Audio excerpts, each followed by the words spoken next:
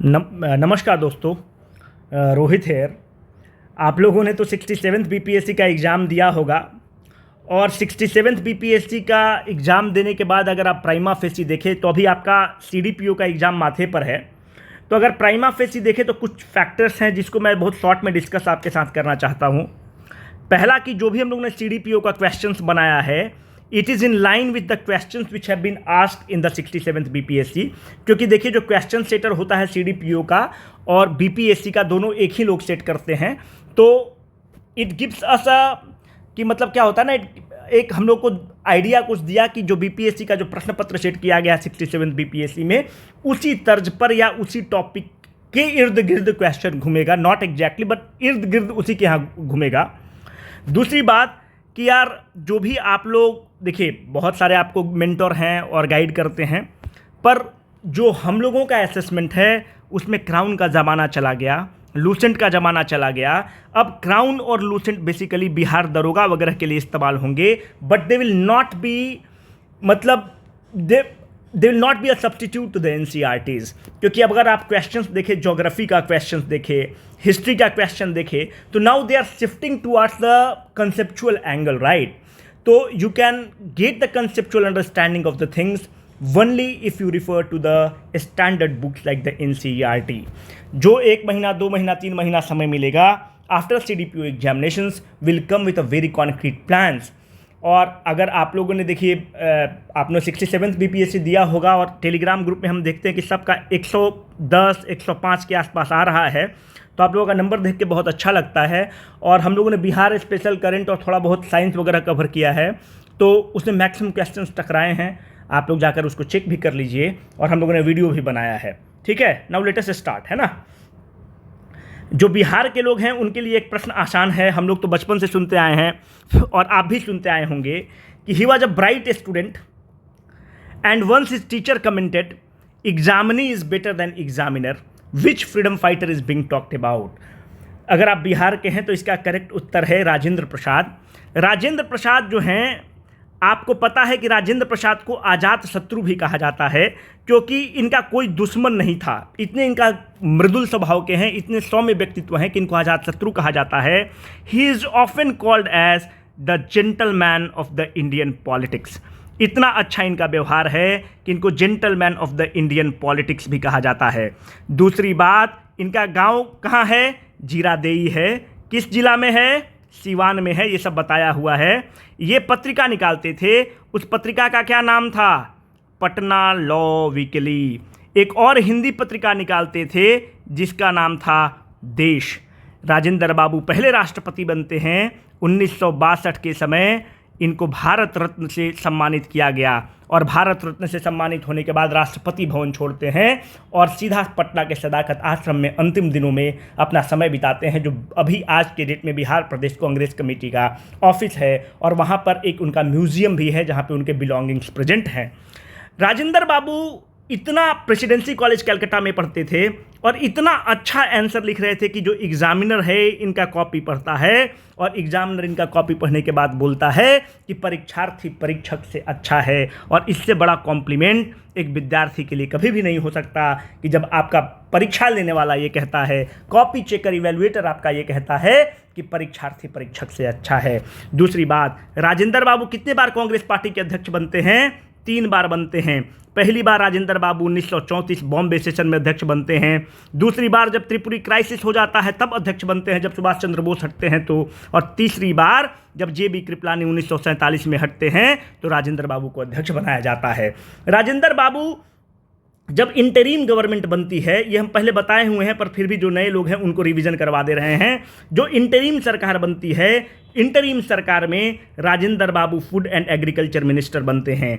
राजेंद्र बाबू 1923 में Patna municipal corporation के chairman बनते हैं और राजेंद्र बाबू 1911 में इंडियन नेशनल कांग्रेस को ज्वाइन करते हैं। 1911 के कैलकाटा सेशन में ज्वाइन करते हैं। और कैलकाटा सेशन की उस समय अध्यक्षता कौन कर रहा है, अगर हमको थोड़ा याद है, एक बार इसको क्रॉस चेक कर लीजिएगा, बिशन नारायण शायद कर रहे थे, बिशन नारायण डर की क्या, एक बार क्रॉस चेक कर लीजिएगा, हम कंफर्म नहीं हैं, ठीक है, बिशन नारायण ही थे शायद इसके अध्यक्ष। 1911 का सेशन इसलिए महत्वपूर्ण हो जाता है क्योंकि 1911 वाला सेशन में पहली बार जन गण मन को गाया जाता है। और कौन लिखता है, रविंद्रनाथ टैगोर लिखते हैं, और जन गण मन को कैलकाटा वाला सेशन में गाया जाता है। हमने पहले आपको बता रखा है कि जो वंदे मातरम है, ये भी पूरा बताया हुआ है, एक तरह से रिवीजन है आपके लिए। जो वंदे मातरम है, वंदे मातरम कहाँ से लिया गया है, आनंद मठ पत्रिका से लिया गया है। आनंद मठ किस पर बेस्ड है, सन्यासी रिबेलियन पर बेस्ड है। कौन लिखता है, बंकिम चंद्र चटर्जी लिखते हैं। वंदे मातरम को कब गाया जाता है, वंदे मातरम को 1896 वाला सेशन में गाया जाता है। आर.एम. सयानी की अध्यक्षता में आर.एम. सयानी की अध्यक्षता में इंडियन नेशनल कांग्रेस होता है और उस समय गाया जाता है 1896 में। दूसरी बात यह है कि पहले जो मुस्लिम कांग्रेस के प्रेसिडेंट हैं वो हैं पहले मुस्लिम तैयब जी, और जो दूसरे मुस्लिम प्रेसिडेंट हैं वो हैं आपको आर.एम. सयानी। हमको लगता है कि इससे ज़्यादा हमें ज़रूरत तो नहीं पड़ेगी। अब आगे वाला देखिए, who was the speaker of the Congress government which was made in 1937। पहली बात यह है कि इस पर हम लोग खूब डिस्कस कर चुके हैं। जब कांग्रेस की जो सेशन बनती है, कांग्रेस का जो सरकार बनता है 1937 में, वो 15 फरवरी 1938 को रिज़ाइन करता है, वैलेंटाइन डे के एक दिन बाद 1938 को रिज़ाइन करता है। क्यों रिज़ाइन करता है, पॉलिटिकल प्रिजनर वाला मामला होता है। जैसे योगेंद्र शुक्ला वगैरह, ये तय हुआ था कि जब आप सरकार बनाएंगे तो हम लोग जो है पॉलिटिकल प्रिजनर को नहीं छोड़ता है। जब पॉलिटिकल प्रिजनर जैसे योगेंद्र शुक्ला वगैरह अंडमान के जेल में बंद होते हैं, जब उनको नहीं छोड़ता है तो इसको रिज़ाइन किया जाता है कि जब आप पॉलिटिकल प्रिजनर्स को नहीं छोड़ेंगे तो हम लोग बन के क्या करेंगे। जब 1937 की सरकार बनती है, गवर्नमेंट ऑफ इंडिया एक्ट 1935 के तहत चुनाव लड़ा जाता है, तो जो प्रोटेम स्पीकर बनते हैं वो सच्चिदानंद सिन्हा बनते हैं। पर जो मुजफ्फरपुर साइड वगैरह के लोग हैं, उस क्षेत्र के बहुत बड़े नाम थे Ramdayalu Singh, and he becomes the first speaker. ये क्वेश्चन हमने इसलिए लिया क्योंकि टेलीग्राम ग्रुप में किसी लड़के ने क्वेश्चन पूछा था, तो हमने सोचा उसको क्लियर कर दे। अब्दुल बारी जो हैं, ही becomes the first deputy speaker. पहले प्रीमियर कौन बनते हैं, पहले प्रीमियर बनते हैं मोहम्मद यूनुस। मोहम्मद यूनुस वही हैं जो मुस्लिम इंडिपेंडेंट पार्टी जो है उसकी गठन करते हैं। कांग्रेस और मुस्लिम इंडिपेंडेंट पार्टी बिहार में साथ मिलकर चुनाव लड़ती है, पर कांग्रेस का कुछ इशू बन जाता है गवर्नर के साथ, और कांग्रेस बोलते हैं कि हम सरकार नहीं बनाएंगे। Muslim independent party second largest party होती है और बिहार में मुस्लिम लीग का खाता भी नहीं खुलता है। सेकेंड लार्जेस्ट पार्टी होने के नाते मोहम्मद यूनुस को बुलाया जाता है। मोहम्मद यूनुस पहली प्रीमियर बनते हैं, चीफ मिनिस्टर को उसमें प्रीमियर कहा जाता है, और मात्र 4 महीना के आसपास रहते हैं और बोलते हैं कि जब कांग्रेस पार्टी का इशू सॉर्ट आउट हो जाएगा तो आप आकर बन जाइएगा, क्योंकि आप सिंगल लार्जेस्ट पार्टी हैं। और इस तरह से आप देखते हैं कि इंडियन नेशनल कांग्रेस की जब सरकार बनती है 1937 में, तो श्री कृष्ण सिंह पहले मुख्यमंत्री के रूप में पदभार लेते हैं। ठीक है, तो इस तरह से हम लोगों ने और भी थोड़ा सा जाकर डिटेल को कवर कर लिया है ना। हु टर्म, देखिए इसलिए हम पूछे क्योंकि देखिए पहले वाला जो क्वेश्चन है वो तो हम बता चुके थे, जो 67th बीपीएससी में आपका प्रश्न आया कि इसको नेशनल रिवोल्ट कौन कहता है, तो वीडी सावरकर कहते हैं, तो वो वाला तो हम लोगों ने बता रखा है। देखिए 1857 के बारे में जो इंडियन हिस्टोरियंस का क्या व्यू है वो तो हम लोग जान चुके हैं, पर जो अंग्रेजी हुकूमत के लोग हैं उनका, जो इंग्लिश हिस्टोरियंस हैं, उनका क्या ओपिनियन है 1857 के रिवोल्ट में, हम लोग को थोड़ा सा वो भी जानना चाहिए। टी.आर. होम्स जो है ये कहता है कि it is a conflict between the barbarism and the civilization. आपको पता होगा कि बार्बरिज्म हम लोग को कह रहा है ये नालायक आदमी, और अपने आप को ये सब तो उच्च नस्ल के अपने आप को मानते हैं, है ना। तो टी.आर. होम्स का ये स्टेटमेंट है, बहुत घिनौना स्टेटमेंट है और इसकी बहुत भर्त्सना होती है। आउटराम जो है, अगर आप दिल्ली वगैरह में रह रहे हो तो आपको पता है कि मुखर्जी नगर के पास आउटराम लेंस है।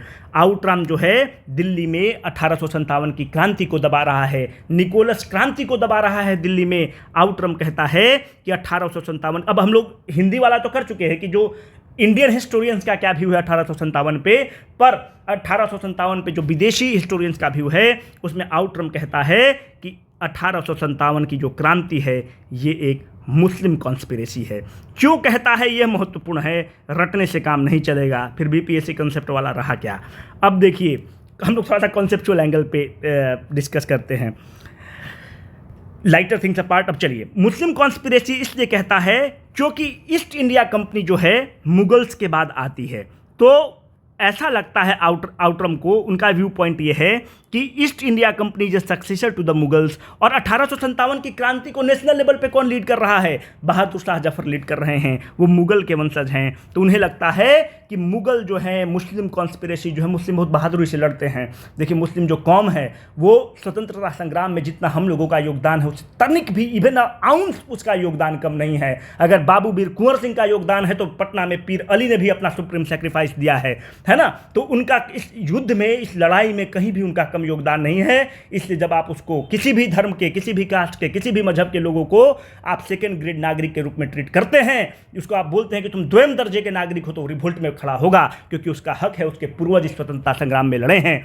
अब देखिए उसको कहता है कि मुस्लिम कॉन्स्पिरेसी है क्योंकि बहादुर शाह जफर उसको दिल्ली में लीड कर रहे हैं। और एक बहुत सुंदर और एक रोचक प्रसंग है कि जब बहादुर शाह जफर को अंग्रेजों ने कैद कर लिया और बीड़ियों से जकड़ लिया, तो बोला कि दम दमा में दम नहीं, अब खैर मांगो जान की, ए जफर ठंडी हुई शमशीर हिंदुस्तान की। तब उस 90 साल के शेर ने कहा था कि गाजियों में बू रहेगी जब तलक ईमान की, तख्त लंदन तक चलेगी तेग हिंदुस्तान की। तो आउटरम का कहना था कि since it was led by the Mughal emperor Bahadur Shah Zafar, it was a Muslim conspiracy to overthrow the East India Company. Who was the law minister during the interim government, अभी आपको पूछा था कि फाइनेंस मिनिस्टर इंटरिम गवर्नमेंट में कौन है। हमने ये सब आपको पहले डिस्कस कर रखा है कि फूड एंड एग्रीकल्चर मिनिस्टर कौन है, राजेंद्र बाबू हैं।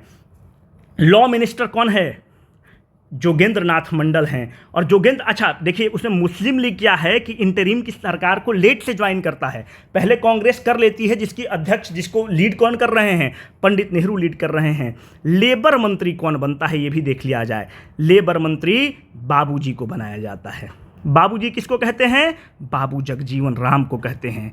बाबू जगजीवन राम बहुत बड़े दलित नेता हैं। हम लोग जो औरंगाबाद का बगल वाला कॉन्स्टिट्यूंसी है सासाराम, रिजर्व कॉन्स्टिट्यूंसी है, यहाँ से मीरा कुमार लड़ती थी, अभी हार रही हैं, वो स्पीकर भी बनती हैं और जगजीवन राम की बेटी हैं। और जगजीवन राम शेड्यूल्ड कास्ट के बहुत बड़े नेता हैं और जगजीवन राम को बाबूजी कहा जाता है। इंटरिम सरकार में इनको लेबर मंत्री बनाया जाता है और 1928 में ये रविदास सभा बनाते हैं। ठीक है, रविदास सभा बनाते हैं। आपको बताते चले कि जब इंदिरा गांधी निरंकुश हो जाती हैं, जब इंदिरा गांधी पे सत्ता का मत सवार हो जाता है, तो 1977 में यही जगजीवन बाबू कांग्रेस फॉर डेमोक्रेसी बनाते हैं। किसके साथ बनाते हैं, हमको अगर सही से याद है तो कांग्रेस फॉर डेमोक्रेसी हेमवती बहुगुणा के साथ बनाते हैं और नंदिनी सतपथी तो रहती ही हैं। नंदिनी सतपथी कौन है, नंदिनी सतपथी तथागत सतपथी की माँ हैं, जो बीजू जनता दल में चले गए और one of the finest parliamentarian थे। नंदिनी सतपथी उड़ीसा की चीफ मिनिस्टर थी। ठीक है, ये जो जोगेंद्र नाथ मंडल हैं, जोगेंद्र नाथ मंडल एक दलित नेता हैं और शेड्यूल्ड कास्ट के नेता हैं। इनके नाम को कौन प्रपोज करता है, मुस्लिम लीग प्रपोज करता है। और ये जोगेंद्र, हम इसलिए आपको बी आर अम्बेडकर ऑप्शन दिए हैं कि बहुत लोग बी आर अम्बेडकर टिक कर देगा। बी आर अम्बेडकर नहीं थे, जोगेंद्र नाथ मंडल थे। मुस्लिम लीग इसको पिच करता है क्योंकि उसको शेड्यूल्ड कास्ट को अपने साथ लेना चाहता है और अंबेडकर को काउंटर करना चाहता है। तो Jogendra Nath Mandal was the law minister during the interim government and the most important part is, जो सेकेंड इंपॉर्टेंट एक तरह से वित्त मंत्रालय है, उसको कौन लीड कर रहा है, लियाकत अली लीड कर रहा है। कर रहे हैं। ठीक है, चलिए, ये मेरा one of the favourite question है यार। किसी दिन हम पॉलिटी को डिटेल में करेंगे, थोड़ा सा बीपीएससी तो अब अच्छा पूछ ही रहा है। ठीक है, देखो एक हमने बहुत डिटेल में procedure establish by the law, deep process of the law कर रहे थे, तो कुछ लोग कमेंट में करता है कि सर आप यूपीएससी वाला पढ़ाते हैं। आया अंत में वही सब क्वेश्चन है ना। BPSC is now raising its standard. Now it is making a clear-cut distinction between the question paper which is for the daroga and a question paper which is for the deputy SP, है ना, and there must be a difference between the two.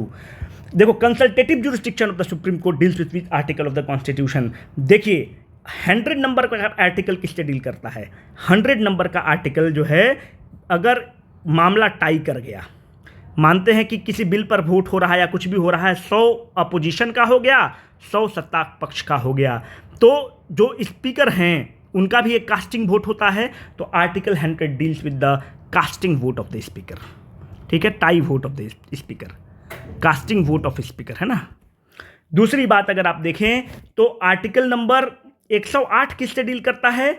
Article 108 deals with the joint session of Lok Sabha and Rajya Sabha. जो joint session of Lok Sabha और राज्यसभा होता है उसको कौन heed करता है? स्पीकर लोकसभा हीड करते हैं, ठीक है, स्पीकर लोकसभा हीड करेंगे। But there is no such provision of the joint session in the case of the legislative assembly and the legislative council. यहां पर यह कंसेप्ट है ही नहीं ज्वाइंट सेशन का।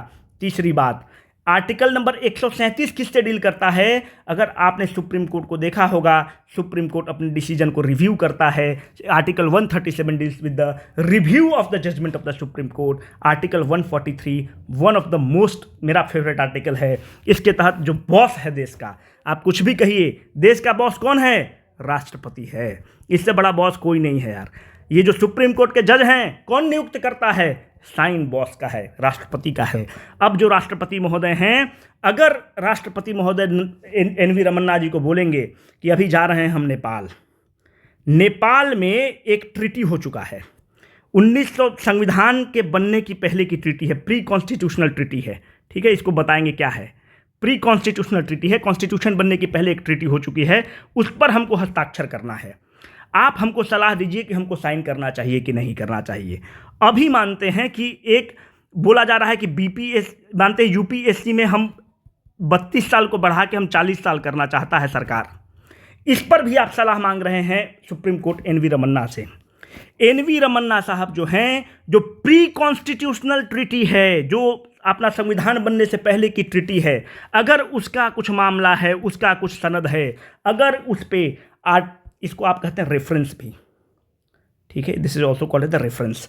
तो अगर उस पर राष्ट्रपति महोदय ने आपको मांग दिया सुप्रीम कोर्ट से प्री कॉन्स्टिट्यूशनल ट्रीटी पर, Supreme Court is having the no option, it is having the no elbow room, it can not say no कि मैं आपको सलाह नहीं दूंगा, आपकी औकात नहीं है। आपका बॉस है राष्ट्रपति। राष्ट्रपति ने प्री कॉन्स्टिट्यूशनल ट्रीटी पर मांग लिया, within a limited time frame, within a very short span of the time, the Supreme Court will have to abide by the order. पर जो पोस्ट कॉन्स्टिट्यूशनल ट्रीटी है, इस पर Supreme court कहेगा कि सर ऐसा है कि अभी हम इस पर अपना माइंड मेकअप नहीं कर रहे हैं, ये जब कोर्ट में आएगा तो इसको हम डील कर लेंगे, ये तो पोस्ट कॉन्स्टिट्यूशनल मैटर है, अगर वो फिजिबल नहीं होगा, संविधान सम्मत नहीं होगा, तो इसको हम लोग क्वैश कर देंगे। बट इन दोनों केस में यूजुअली ऐसा सुप्रीम कोर्ट इस केस में भी नहीं करता है, उसकी हिम्मत नहीं है, क्योंकि राष्ट्रपति अगर कोई चीज़ पूछ दिया तो वो पद बहुत बड़ा है, भले ही आप उसको कुछ भी कहें कि वो टोकन पद है, ये पद है, वो पद है, पर वो पद बहुत बड़ा है। अब देखिए, लेकिन दोनों केस में अगर आप देखेंगे, अगर मानते हैं कि कोई प्री कॉन्स्टिट्यूशनल ट्रीटी में, तो उसको देना ही है जजमेंट, और जो जजमेंट देगा वो कम से कम पाँच बेंच का जज उसको सलाह देगा। जो राष्ट्रपति महोदय को 5 बेंच का जज सलाह देगा। और जो भी कॉन्स्टिट्यूशनल बेंच बनता है, कॉन्स्टिट्यूशनल बेंच बनने के लिए मिनिमम 5 बेंच का खंडपीठ होना चाहिए। मिनिमम 5 बेंच तो होना ही चाहिए अगर कोई भी कॉन्स्टिट्यूशनल मैटर को आप डील कर रहे हैं तो। अब राष्ट्रपति महोदय को आपने सलाह दिया, राष्ट्रपति महोदय is having all the right to throw your suggestion into the dustbin, therefore I am telling you that he is the boss. राष्ट्रपति बॉस है। आपने सलाह मांगा, आपने दिया, राष्ट्रपति को मन नहीं लगा, ही विल थ्रो योर सलाह into the dustbin. Now the question is why he can throw your सलाह इनटू द डस्टबिन? क्योंकि आपने सलाह दिया है, आपने, सुप्रीम कोर्ट ने सलाह दिया है, केवल एडवाइजरी दिया है, सुप्रीम कोर्ट ने जजमेंट नहीं दिया है। Try to understand this. राष्ट्रपति महोदय ने आपसे सलाह मांगा है, आपके सलाह को बाध्यकारी नहीं है, उसको बाइंडिंग नहीं है कि आपके सलाह को मानना ही है, पर अगर आपका कुछ जजमेंट होता तब वो मानते। तो आपका चूंकि मामला सलाहकारी वाला मामला है, he is having his all the right to throw your सलाह इनटू द डस्टबिन। दोनों केस में, इस केस में भी, इस केस में भी, article 143 is very important for our examination point of view. Khetri mines जो है, it is often seen in the news. जो खेतरी माइंस है, it is related to what? Khetri mines जो है कॉपर से रिलेटेड है। खेतरी माइंस जो है, अगर आप कॉपर का देखें तो सबसे ज़्यादा भंडारण कहाँ है अपने देश में? कॉपर का सबसे ज़्यादा जो भंडारण है वो है राजस्थान में। पर सबसे ज़्यादा प्रोडक्शन कौन सा राज्य करता है? तो प्रोडक्शन करता है मध्य प्रदेश। अगर हमको ध्यान ठीक से है तो भंडारण और प्रोडक्शन दोनों चिली करता है कॉपर के केस में। एक बार क्रॉस चेक कर लेना, है ना, गलत भी हो सकता है। तो चिली करता है हमारे हिसाब से शायद इंडिया ईयर बुक में, एक बार क्रॉस चेक कर लीजिएगा। ठीक है, ये दोनों तो हम कंफर्म है इंडिया ईयर बुक से कि भंडारण सबसे ज़्यादा राजस्थान में है और प्रोडक्शन मध्य प्रदेश में है, और शायद भंडारण और ये दोनों चिली में है। एक बार क्रॉस चेक कर लीजिएगा please. Which constitutional amendment act deals with the reservation related to the EWS. EWS में जनरल के कैंडिडेट को 10% मिला है, इस पर हम ज़्यादा डिस्कस नहीं करेंगे, वीडियो बड़ा हो जाएगा, फिर आफत हो जाएगा, फिर लोग बोलेगा कि देखते नहीं है, ये वो 10 ठो आफत होता है। 101 कॉन्स्टिट्यूशनल अमेंडमेंट एक्ट जो है जीएसटी से डील करता है, इसको थोड़ा शॉर्ट रखते हैं। बिल कौन सा रहता है? 123 नंबर का बिल रहता है और 101वां कॉन्स्टिट्यूशनल अमेंडमेंट एक्ट होता है। इसके तहत एक जीएसटी काउंसिल बनता है। जीएसटी काउंसिल एक कॉन्स्टिट्यूशनल निकाय है, कॉन्स्टिट्यूशनल बॉडी है, 279A ऑफ द कॉन्स्टिट्यूशन के तहत बनता है। जीएसटी काउंसिल को हीड कौन करता है? निर्मला ताई हीड करेंगी, फाइनेंस मिनिस्टर। आर्टिकल नंबर 102 किससे डील कर रहा है? आर्टिकल नंबर 103 किससे डील कर रहा है? आर्टिकल नंबर 103 10% ईडब्ल्यूएस कोटा से डील कर रहा है। आर्टिकल नंबर 104 जो है, आपको पता है कि पहले क्या था? 543+2 था लोकसभा में सीटों की संख्या, 2 सीट एंग्लो इंडियंस के लिए था। परम आदरणीय मोदी जी ने कहा कि एंग्लो इंडियंस को अब देने की कोई ज़रूरत नहीं है, और 104 कॉन्स्टिट्यूशनल अमेंडमेंट एक्ट से एंग्लो इंडियंस के रिजर्वेशन जो नॉमिनेट होते थे उसको ख़त्म कर दिया जाता है, और एसटी और एसटी का जो रिजर्वेशन है, सीट जो हैं, उसको 10 साल के लिए भी बढ़ा दिया जाता है। 102वां जो है national commission for the backward class जो है, इसको कॉन्स्टिट्यूशनल स्टेटस दे दिया जाता है। काफ़ी है, इससे you can expect a question. ख़त्म नहीं हुआ यार, कितना बचा हुआ है, बाप रे, 21 मिनट का हो गया video. Wealth of the nation is written by, अगर आपसे पूछे कि वेल्थ ऑफ द नेशन जो है, और एक और किताब है थ्योरी ऑफ मोरल सेंटिमेंट्स, दोनों है, wealth of the nation, theory of moral sentiments. क्योंकि अभी हम थोड़ा घर पे हैं तो लैपटॉप नहीं है मेरे पास, इसीलिए थोड़ा सा अगर हाथ से भी कुछ लिखा हुआ है। वेल्थ ऑफ द नेशन और थ्योरी ऑफ मोरल सेंटिमेंट जो है, ये एडम स्मिथ की रचना है। एडम स्मिथ को फादर ऑफ इकोनॉमिक्स भी बोलते हैं, और फादर ऑफ इकोनॉमिक्स के साथ one of the best economist of the time रहे हैं। दूसरी बात, इनके ही जब ग्रेट प्रोपाउंडर, भाई साफ साफ लिखते हैं, बाद में क्वेश्चन टकराएगा तो स्क्रीनशॉट डालने में बहुत दिक्कत होता है। फादर ऑफ इकोनॉमिक्स भी बोलते हैं। और दूसरी बात ये है कि एडम स्मिथ जो हैं, ये जीडीपी के प्रोपाउंडर हैं। एडम स्मिथ जो हैं, ये लेसिस फेयर की वकालत करते हैं। लेसिस फेयर क्या कहता है कि गवर्नमेंट का हस्तक्षेप मिनिमम होना चाहिए, मार्केट फोर्स किसी भी चीज़ को डिटरमाइन करना चाहिए, और इसी मार्केट फोर्स को ये इनविजिबल हैंड कहते हैं। ठीक है, इस पर डिस्कस कभी बाद में करेंगे। और जीडीपी के बहुत बड़े प्रोपाउंडर हैं। जीडीपी को कैलकुलेट करने का आइडिया कौन देता है? कुजनेट देता है। अब आपका काम रहेगा कि आप कुजनेट का होग्राफ पढ़ लीजिएगा, क्योंकि वीडियो बड़ा हो रहा है, नहीं तो इसको हम बता देते। ठीक है, इसका करेक्ट आंसर है MG Ranade. Which country has the largest deposit of the mica in the world? Correct answer is India. इसलिए माइका पे पूछे क्योंकि 67 बीपीएससी में माइका पे प्रश्न पूछ चुका है। माइका बिहार में कहाँ मिलता है? गया और नवादा में मिलता है। यही पूछा था, वीडियो ज्योग्राफी वाला देख लो, उसमें बताए हुए हैं। माइका का इस्तेमाल किस चीज़ में बेसिकली होता है? तो माइका को आप इंसुलेटर के रूप में इस्तेमाल करते हैं। माइका राजधानी कौन है? कोडरमा है। और माइका की पट्टी जो है कोडरमा से लेके गिरिडीह वगैरह तक एक्सटेंडेड होता है। सबसे ज़्यादा भंडारण जो है इंडिया में है, सबसे ज़्यादा प्रोडक्शन जो है वो अपना जाने दुश्मन के पास, चाइना के पास है। विच acid is primarily used in the car battery? देखो, ये क्वेश्चन अगर आए, आपको नहीं पता है फिर भी आप निकाल सकते हो। जो ये सब बार बार हुआ है कि IIT वाला सब निकाल लेता है, उसके पीछे लॉजिक है। देखो, अब आप इसमें कुछ भी मारोगे, अगर एक होशियार आदमी है, अगर वो पुराना हमारा वीडियो देखा है, तो हमने क्या बताया है, जो सल्फ्यूरिक एसिड है, H2SO4 है, इसको आप क्या कहते हैं? किंग ऑफ एसिड कहते हो। This is often called as the king of acids. जब किंग ऑफ एसिड इसलिए इसको कहते हैं, उस वीडियो में हमने बता रखा है, क्योंकि इट इज़ यूज्ड एक्सटेंसिवली, बहुत जगह यूज होता है ये। It is used extensively. If it is used extensively, तो अगर हमको तुक्का ही मारना है कि कार बैटरी में H2SO4 को यूज़ कर रहा होगा, है ना। अगर इसीलिए तो किंग ऑफ एसिड्स है, क्योंकि फर्टिलाइजर से लेके हर छोटा छोटा चीज़ में H2SO4 को इस्तेमाल करते हैं। Usually 30 to 40% of H2SO4 is mixed in the water and that is used in the lead battery which is used in the car. ठीक है, बहुत बहुत धन्यवाद, अच्छे से एग्जाम लिखिए, बहुत बहुत धन्यवाद।